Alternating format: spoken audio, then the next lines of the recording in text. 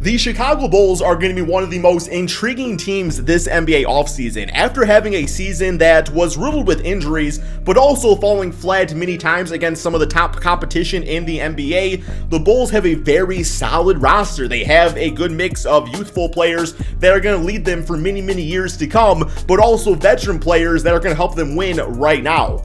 Now, with that being said, the Bulls do kind of lack something else that I think really could get them to the next level. For today's video, we are going to talk about a trade update within the Bulls organization that could result with them bringing in a key piece to win a championship next NBA season.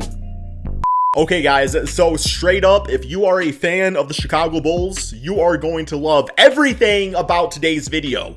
If you are a fan of a team that was linked to said player we're going to talk about in the beginning, maybe not so much, man. But hey, I think before the actual offseason starts, it's good to get clarity on the roster and the direction of the team because, you don't want a case where, I don't know, man, I remember like when LeBron James left the Cleveland Cavaliers years ago for the Miami Heat, he waited until the last damn second and the Cavaliers had no time to react to anything, right, man? So it's good to figure out these things sooner rather than later. Also, before we get into just the different topics in this video, I will say straight up, man, I can work as hard as I want on these videos, man. I can put as much grind and effort into it, but I cannot grow this channel without you. So if you can please take a quick moment to leave a like on the video and subscribe if you're new to the channel, it would be greatly appreciated, man. I truly do mean that. Thank you all so much for your constant support on these new types of videos here on the channel. Alrighty, so let's get the big topic, but minor discussion point out of the way first. According to Bleacher Report as of last night, Zach LaVine is expected to re-sign with the Chicago Bulls. So we all know towards the end of the NBA season and really just this weird point between, well, the finals are still going on, but still the offseason is kind of started in some cases.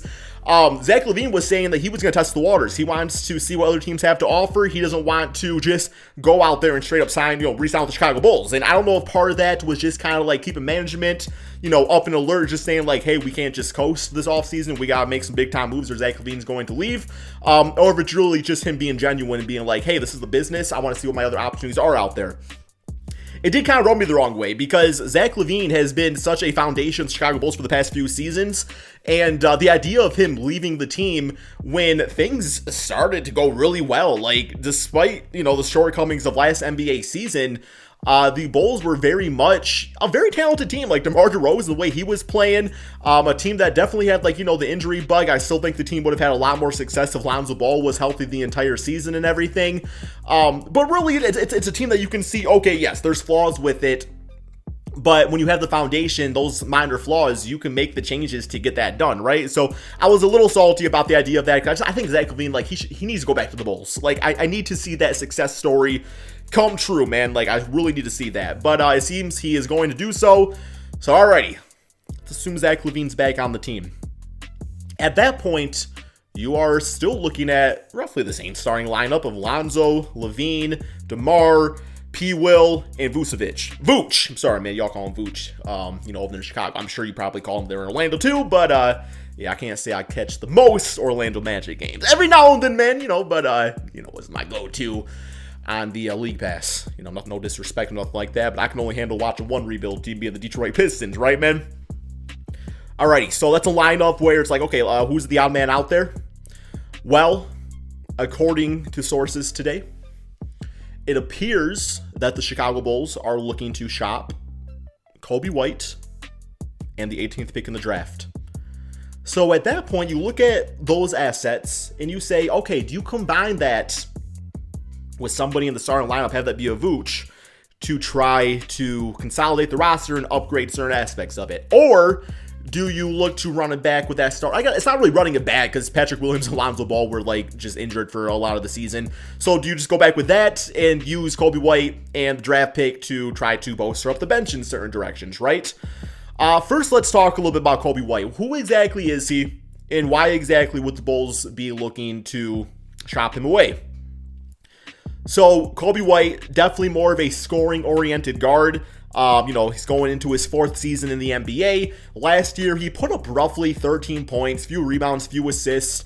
Thing about him is that his efficiency is not always the greatest. Now, that being said, it's easier to look at those things in the short term and not realize that in the long term, guards do tend to improve that aspect of their game.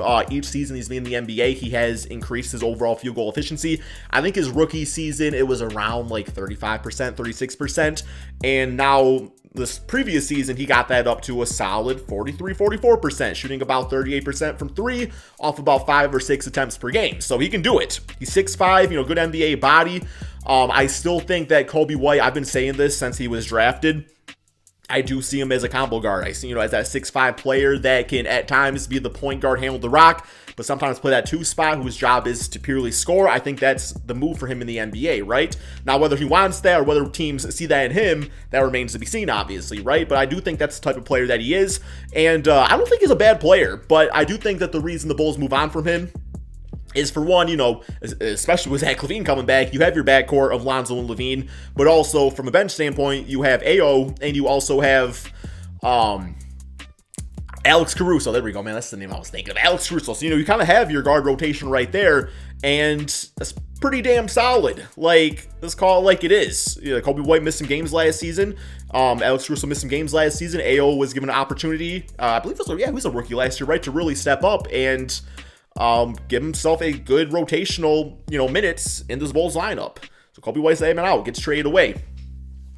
So what exactly are they looking for? Well, I went to Twitter at ChristyFlakes2K and I asked you guys that very question. We're going to go through some of your guys' Coby White draft pick type of trades here, man. Like I said, ChristyFlakes2K, if you want to be a part of this type of, and these aspect of this video, follow me over there. But the first trade we have is from Robert Looper, who says Coby White, Tony Bradley, and the 18th pick for Jackson Hayes, Kira Lewis, and the 41st and 52nd pick in the draft.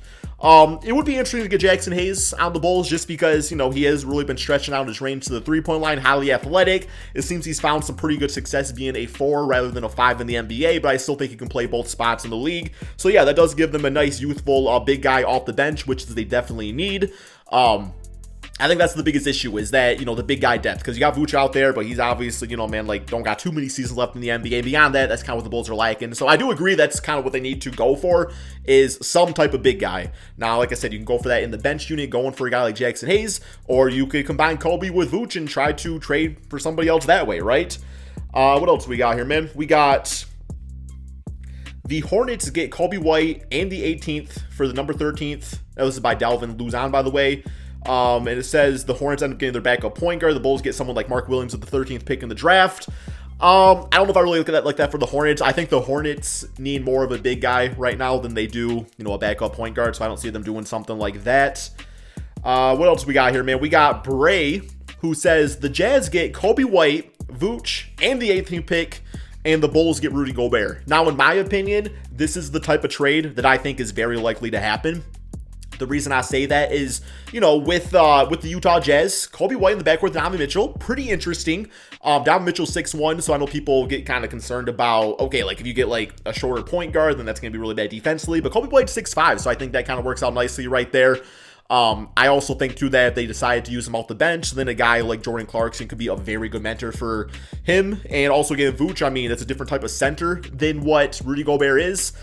Rudy Gobert clearly is better for a lot of different reasons, but I think from the Bulls standpoint, getting to consolidate, getting rid of a point guard and draft pick, they don't really need another young player in that team, and getting to use that to upgrade Vooch to Rudy Gobert, I think is a big-time W. Now, obviously, you could be a little nervous in the aspects that Rudy is 30 years of age. He's got a very large contract. You are kind of like buying into him for a very long time. If it doesn't work out, it doesn't work out. But I think the Bulls have enough like other things going for them that they can really absorb that type of large contract for Rudy Gobert in the short term to give them some really good success. So I do think that trade is pretty solid.